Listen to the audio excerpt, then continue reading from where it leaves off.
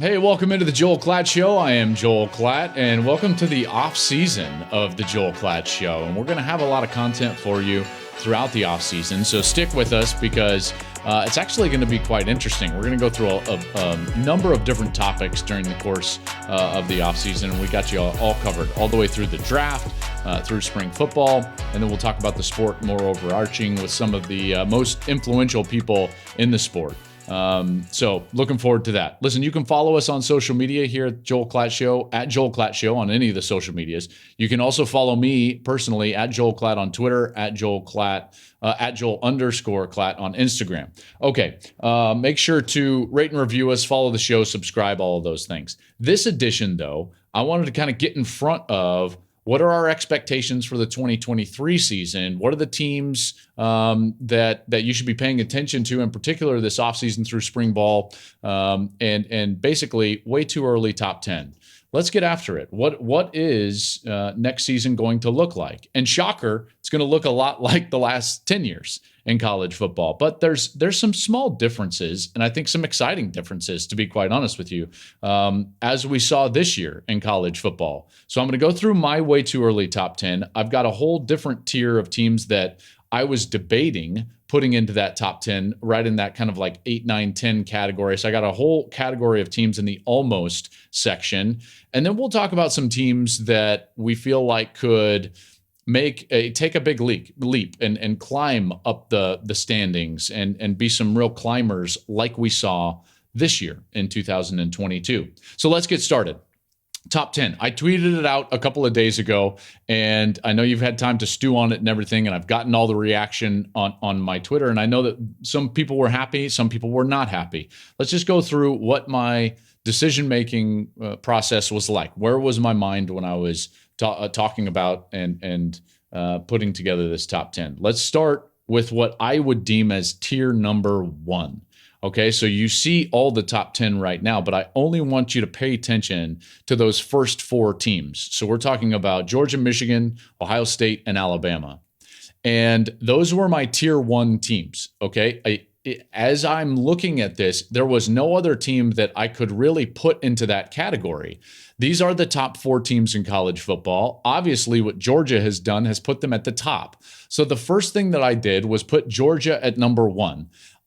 There should be no question about that. They are the kings of college football, and now everybody else is chasing. They just completed a 15-0 season. They're back-to-back national champions, and they did it with a former walk-on quarterback, albeit a 37-year-old, dental major that hasn't gotten his degree yet. I don't know if he's a dental major. He's not, and he's not 37, but you get the point. This program's not going anywhere. They are the kings of college football, and they run college football. So Kirby, what he's done at Georgia, this team is the number 1 team, and they're going to be the number 1 team entering next season. At least in my estimation, they've earned that spot. So then you're left with the remaining 3 of that top tier. Okay, so the tier 1 teams now, you've got to decipher between Michigan, Ohio State, and Alabama. And let me first say, I think that you could put those teams in any order and be fine and be correct. These are not big margins, at least in my estimation, between these 3 teams. Now, I think Bama fans would disagree with that and think that Bama has been or should be elevated over what Michigan and Ohio State are. But fact remains, Bama lost a couple of games this season, and they don't bring back quite as much as Ohio State, and certainly not as much as Michigan. So when I'm looking at Ohio State, Michigan, and Alabama, 2 of those teams don't have a quarterback coming back. And one of the teams don't really have anybody that I know about that I can tangibly say I rely on him on either side of the ball. And that's kind of where Bama is at. Listen, they've got great players. There's no doubt. No one's recruited like Alabama. But they don't have the players like a Marvin Harrison Jr., a Emeka Egbuka, or even JT Tuimoloau, right? They're replacing some very good players. And so it's for that reason that the second move I made was I put Alabama at 4. I thought that was Georgia at 1 and Alabama at 4. And then it was some sort of discussion with Michigan and Ohio State. And the fact remains is that when you look at what Michigan is going to bring back next year, now we'll see what the decision is with their coach, Jim Harbaugh, but when you look at what they bring back, just from a playing perspective, their best players this last season in a really remarkable year were all young players. Guys like J.J. McCarthy, Donovan Edwards, Blake Corum, who's coming back, Junior Colson, the linebacker, Will Johnson, the corner. They've got some really good players on the line of scrimmage that are coming back. They did a great job in the transfer portal, getting players that will plug and play in the areas where they need them to plug and play, namely the offensive line. So Michigan went to number 2 because they've just got more returning and more that I can rely on, specifically a quarterback, and a lot of talent both on the defensive and offensive side, and that lands Ohio State at number 3. And I spent the most on this tier because I wanted to at least just walk you through, why I made the decisions and put the placements that I did. Ohio State gets the nod over Alabama because I trust that Ryan Day is going to get a quarterback ready when that quarterback has the benefit of throwing to guys like Marvin Harrison Jr. on the outside. Cade Stover's coming back. They're going to have a healthier running back room. I know there's questions on the offensive line, but let's be honest, this skill position group is going to be one of the best skill position groups in the country. And so for that reason, I really don't have a doubt that whoever plays quarterback for Ohio State should have a remarkable season. There hasn't been a quarterback struggle under Ryan Day. Just haven't seen it. Back to his days, really, even to Boston College. So, this guy's got a great track record. You can say the same for Alabama, there's no doubt, but we just don't know what the skill positions are going to look like we do at Ohio State. So, the top tier, the top 4 teams, that's how I settled on Georgia, number 1, Michigan, number 2, Ohio State, number 3, and Alabama, number 4. They are my top 4, and I believe that there's a bit of separation between those 4 and everybody else. So now let's get to everybody else. Let's talk about what became my tier 2 teams. And there was really 4 teams that I was debating, I was looking at, and I was looking at those, 5 through 8 spot in my top 10. And that was between Penn State, LSU, Florida State, and USC. And I won't take as much time, but let me just tell you what I like or trust about each of these teams. At number 5, Penn State. This is a team that when you look at what they were able to do, they were able to go +4 in the win column this year from 7 to 11 wins.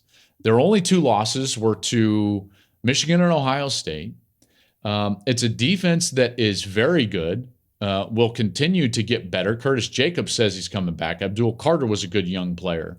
I know that they're going to be missing Joey Porter, but this is going to be a good defense. And then on offense, they've got those 2 running backs. Their offensive lineman's coming back, Fashanu. They've got something there. They were really dominant in that Rose Bowl, and that's a real jumping off point for them, in particular when you look at the fact that their quarterback, Drew Aller, who's going to be their quarterback next year, probably has a higher ceiling than Sean Clifford, who was their quarterback this year. And that's not a knock against Sean Clifford.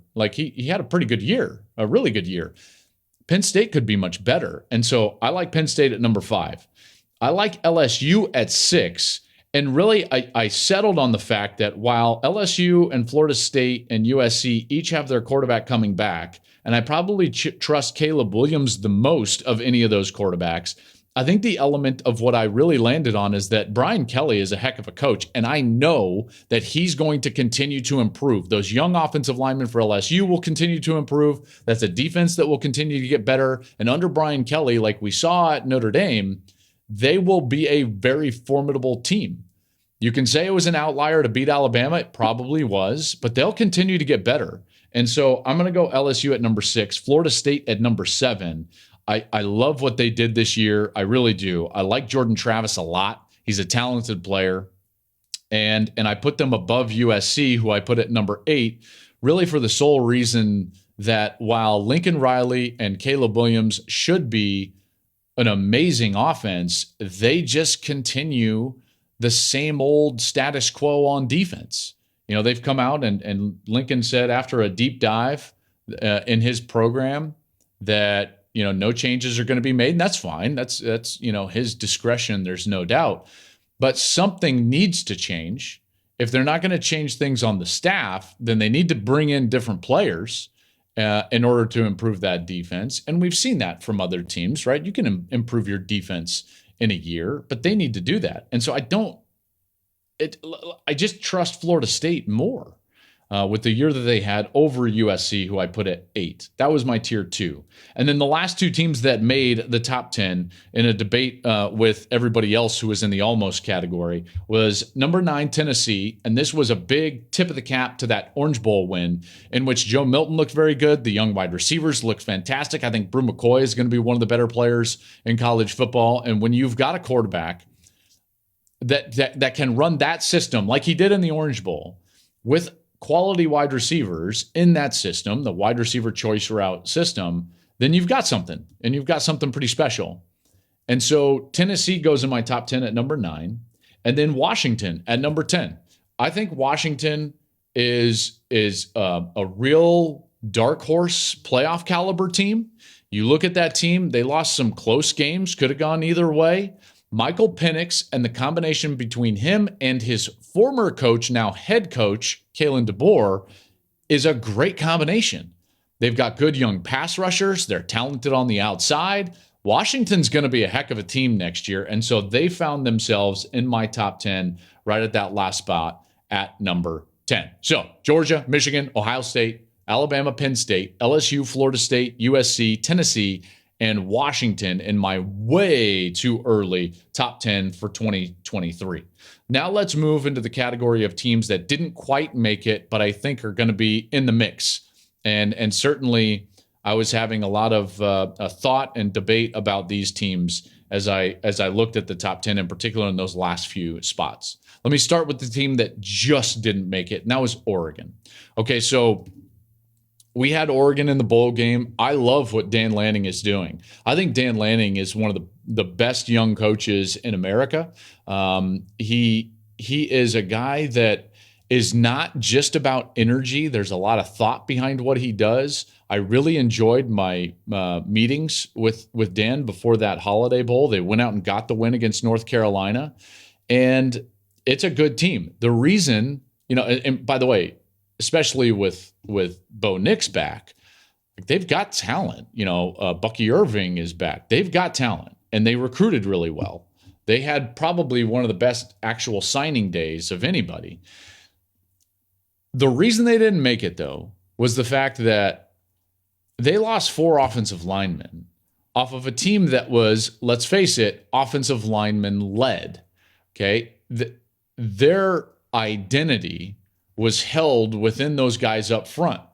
They've got to run the ball. Bo Nix is not a drop back passer. You even saw that in the Holiday Bowl, in that game against North Carolina. There were moments when North Carolina either had the lead or forced them into situations where they needed to be a drop back team, and I didn't love it. So that's why they didn't make the top 10. But having said that, they're very talented. I love Dan Lanning. Obviously, with a veteran, older quarterback, that's a team that could be very good.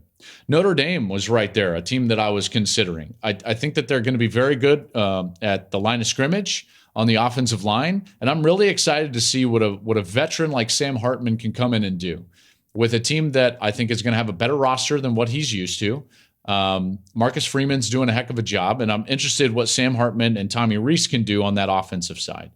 I also considered TCU. It's easy to say, this was a 1 year for TCU, and they probably won't be as good. They don't have Quentin Johnston, and some of that offensive line is leaving, and I don't know what they're going to be on the offensive side. And that's fair. That's fair. I just don't want to underestimate TCU. Remember, Chandler Morris won the job in the preseason for a reason, and we can't just forget about that. So there's something special about Chandler Morris, even though Duggan took them after the Morris injury and obviously wound up in the national championship game. So I considered TCU there because they've earned that right, and they've recruited very well, and I love what Sonny Dykes is doing. And then 3 other teams that I considered before I get to kind of my last team was Clemson. I considered Clemson, and by the way, if they played like I expected them to play in the Orange Bowl, they would have been inside the top 10. Basically, they would have taken Tennessee's spot. So Tennessee at number 9, again, is the big tip of the cap to what they were able to do in the Orange Bowl over Clemson. Clemson looked lost at times. Klubnik did not play well. And after what we saw over the last really 2 years with the lack of development from DJU, we're going to have to wait and see with Clemson. Can they develop a quarterback? Can they continue to develop and get more explosive on the offensive side? They've got some talent, obviously, but Clemson and that Orange Bowl loss is the reason that they didn't make it inside. Utah, I considered them. Cam Rising is coming back. I don't know what his injury or the extent of his injury, I guess I should say, is going to be. How much that's going to hinder his development and time in the offseason. So that remains to be seen. But I like Utah and obviously what they've done back-to-back Pac-12 championships. This is a team that's going to be there.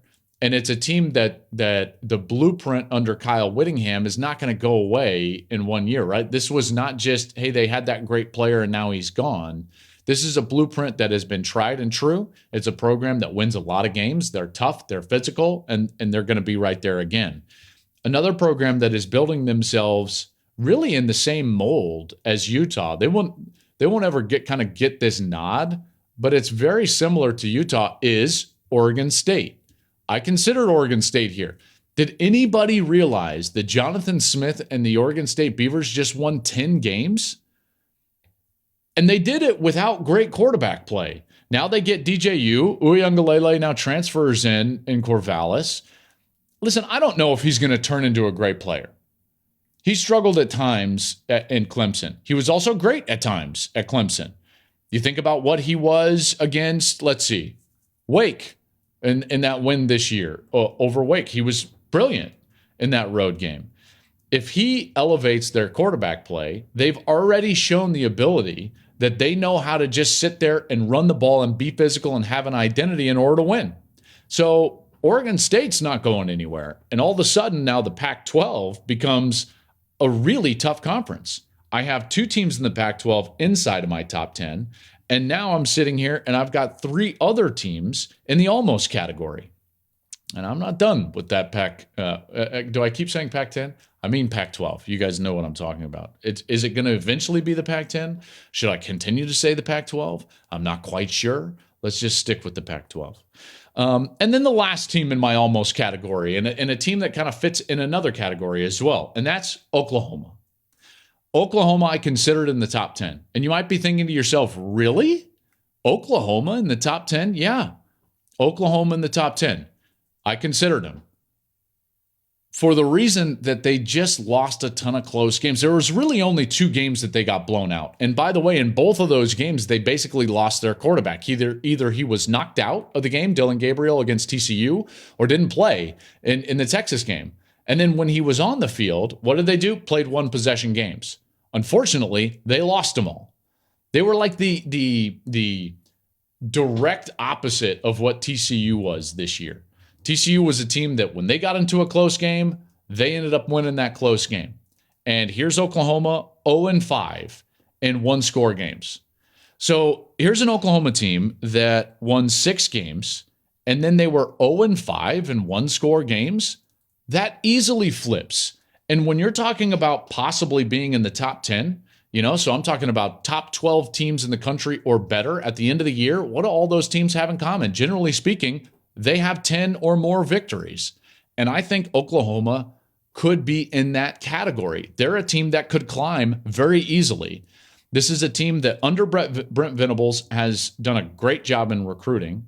And with Dylan Gabriel back and healthy, I just don't see a reason why Oklahoma can't improve dramatically, win some of those close games, and be a 9-10, maybe even 11-win team.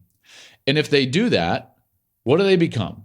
They become what is now pretty fashionable in college football, which is a climber. What's a climber? A climber is a team that can improve their win total from the previous year by 4. That's a drastic improvement. And guess what? We saw 10 teams improve their win total by 4 wins this last year, just in the Power 5. There were more across college football, but just in the Power 5, 10 teams had 4 victories, improved their total by 4 victories. Here's those 10 teams. Okay, and I'll give you exactly how much they improved by.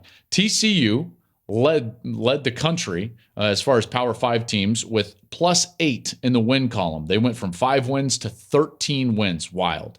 Washington was a +7. They went from 4 wins to 11 wins. That's what a new coach and a new quarterback can do for you. USC was a +7 as well. They went from 4 to 11. Speaking of new coach and new quarterback, just like Washington. Duke, quietly, +6 in the win column from 3 to 9. Florida State was a +5. They went from 5 wins to 10 wins. Really good year for Mike Norvell. Kansas was a +4. They went from 2 to 6. Tennessee was a +4 from 7 to 11. Penn State, same, +4, 7 to 11. LSU was a +4, 6 to 10. And Arizona, no one, even bats an eye because they didn't even go to a bowl. They went from 1 win to 5 wins. So they were a +4. So those are your 10 teams that I would say were able to climb. +4 in the win column is a big deal. And so those climbers, that will be replicated. In particular, in this modern era of college football with the transfer portal, combined with NIL really, is that you're going to see teams have the ability to change their fortune in one season and climb drastically. So who are the teams that I look at, that could be those climbers?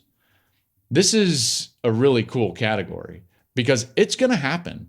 It's going to happen, and it's going to happen every single year. And it'll be fun to try to look at the landscape and say, okay, what's changing?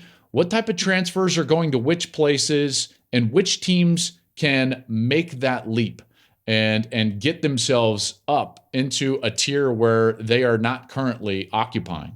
I've got 4. There might be more, and there probably will be more, but I've got 4 teams that I think are my climbers for 2023. Do you know who I'm starting with? Oh, yeah, because he's coming. He's coming, and he's bringing his Louis with him. Colorado. That's the easiest one. If you just say it right away, who are the teams that could improve their win total by 4? Colorado is number 1 on the list.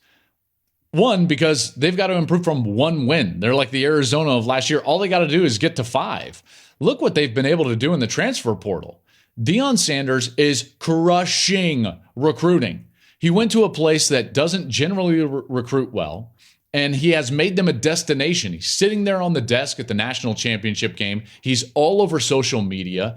He's in the mix for guys like Cormani McClain, the 5-star player, who, by the way, why wouldn't Cormani want to go play for Deion Sanders and be tutored by one of the best corners in the history of the sport, if that's what Cormani wants to do, is go play in the National Football League?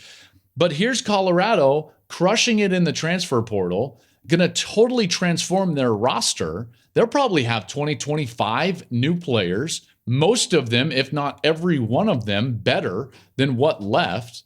And that's the easiest one of them all. Colorado's absolutely going to be a climber next year. It's just a matter of, can they get to 5, or is it 6, or is it 7, or even more than that?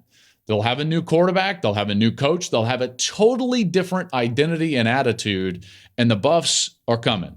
I don't know exactly how good they're going to be next year, but I can guarantee you they're going to be a climber.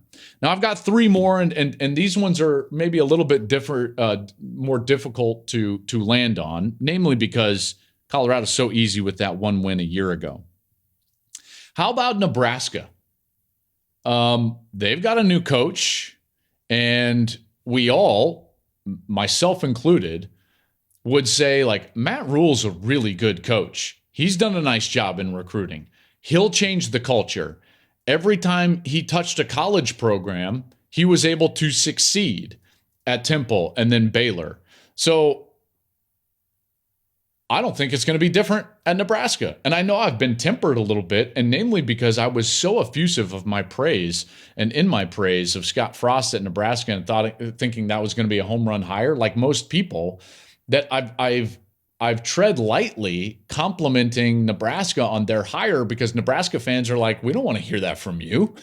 And listen, I get it. But I do think that Matt Rule is a heck of a coach. I really do. I think he's one of the best coaches in the country.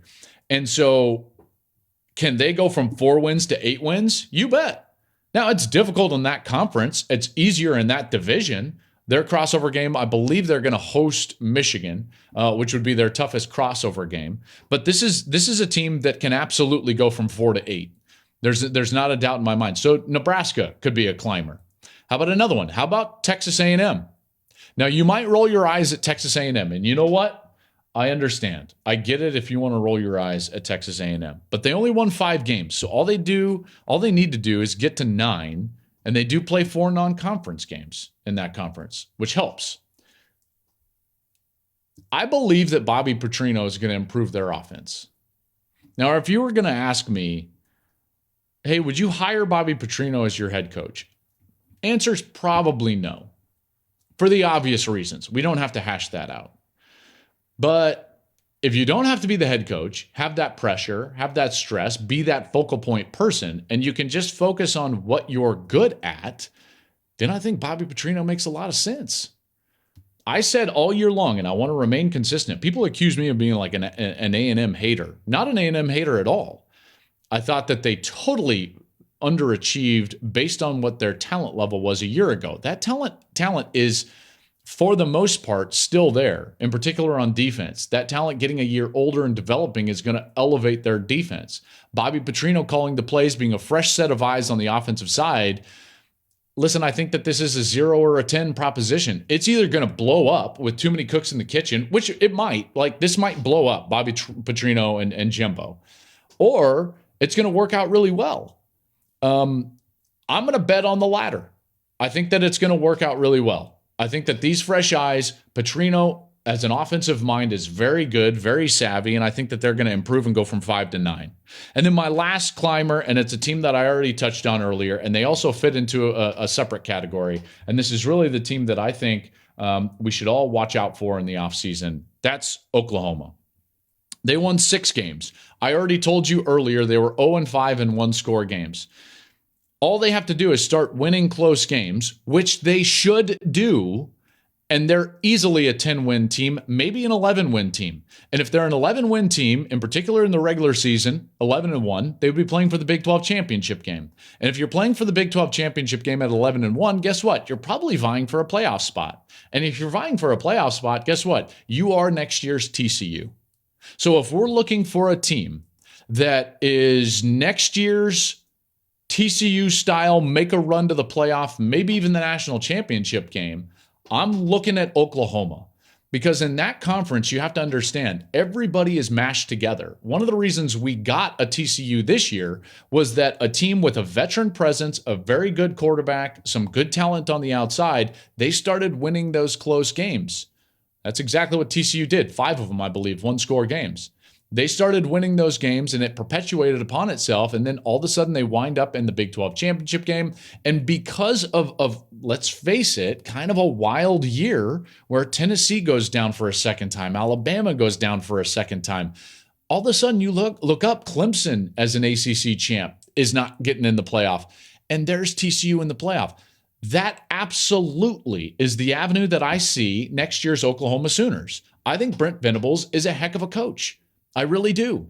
I think this year was a ridiculously difficult situation to try to come in and succeed. And in large part, that's why they lost those close games. They will be better in a conference where just a little improvement takes you from 6 to 10 because you're not trying to jump big boys. This is not like Penn State saying like, well, we got to go conquer Michigan and Ohio State. This is not like Michigan State saying, okay, well, we're going to get to 10. Okay, who are you beating in your division? This is not like Auburn saying, okay, like we're going to be a climber. Who are you beating in your division? Okay, you see where I'm going with this? So part of this from Oklahoma and my belief in Oklahoma is that in that conference, you get a little bit better and you're going to separate yourself from the entirety because parity rules the day in the Big 12. TCU just proved that. So next year's TCU is Oklahoma. And my 4-team climbers are Colorado, Nebraska, Texas A&M, and Oklahoma in a big tip of the cap to the former Big 12. The Big 12 that I remember and that I played in. I really think that those 4 teams have a great chance of adding 4 victories to what their win total was this year. One other quick note for Oklahoma. A big reason why I think that they could have a monster year next year is the fact that because they're moving into the SEC, the game that they scheduled for non-conference play that was supposed to be played next year was against Georgia. And they don't play that game anymore. So they replaced, on their 2023 schedule, Georgia with, wait for it, SMU. Oklahoma can absolutely do this, folks. Oklahoma can absolutely do this. By the way, that also softens Georgia's schedule a lot. When you look at Georgia's schedule, you know why they're number 1 in my way too early? There's nobody on that schedule that really threatens them, even in the SEC East. Quick nugget on games that went away and makes those 2 schools much easier as far as schedule is concerned. UCLA and Michigan not playing in a game that was supposed to be played next year. So they're not going to play. So those 2 schedules are going to get a lot easier. So there you go. There's a long thought process on next year, 2023. And I'm going to end with this. There's a team that is really talented, got the best recruit in the country, and everyone's going to be talking about them this spring. And I didn't mention them the entire podcast. And it's really a bit of a New Year's resolution, to be honest with you. You know who I'm talking about. I'm talking about Texas. And I'm trying to make a New Year's resolution because if you've followed me for any amount of time, you know that I have been one of those guys that's like, yeah, Texas should be a lot better. Texas should be a lot better. Texas should be a lot better. Texas should compete for the Big 12 championship game. Texas should go to, win 10 games and do all this stuff. And they just don't. They don't. And you know what? It's so frustrating. And it's like the last 5 pounds that you try to lose and you never lose. And guess what? At some point, you just got to be like, okay, I weigh 190 and not 185. Like, it is what it is, because Texas constantly lets me down. And so my New Year's resolution is going to be Texas doesn't get my attention until they've earned it. Now, having said that, I reserve the right to throw away my New Year's resolution, possibly January 15th, if I want to. How about that? That's a good rule. Everybody should be able to throw away their New Year's resolution. But for now, and for this podcast, I'm just not going to go into it, okay? So that's why I'm looking at you, Oklahoma. I'm looking at you, Sooners, as the team that's going to turn around and potentially win the Big 12 and crash the playoff party, as a team that goes from like mid-tier 5 wins, 6 wins, and then goes to the playoff. So that's where I'm going to fall with this way too early look at 2023. Thank you for listening. If you want to follow us, Joel Klatt Show, on social media, you can follow me at Joel Klatt, Instagram at Joel_Klatt. Remember to subscribe to the podcast so you know when all of these off-season episodes drop. And we will be back in the next couple of weeks. Hopefully, I'm going to have some more opinions on what's going on in the offseason, maybe some coaching carousel news, things like that. And then I will begin to have some coaches on, and we will just discuss college football with those coaches. So pay attention to my Twitter and subscribe to the podcast so that you know when new episodes drop. And then also rate and review it because we love to converse with you and see what you think of the show.